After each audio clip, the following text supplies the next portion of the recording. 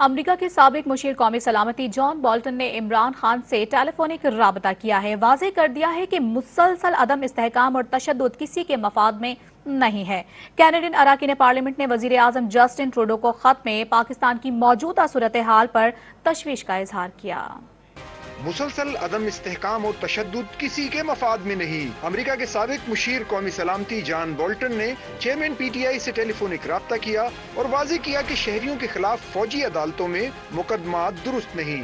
انہوں نے کہا کہ عمران خان کے ساتھ روا سلوک پاک امریکہ تعلقات میں رکاوٹوں اور تناؤ بڑھانے کا سبب ہے۔ پاکستان کی صورتحال پر 16 کینیڈین اراکین پارلیمنٹ نے وزیر اعظم جسٹن ٹروڈو کو بھی خط لکھا۔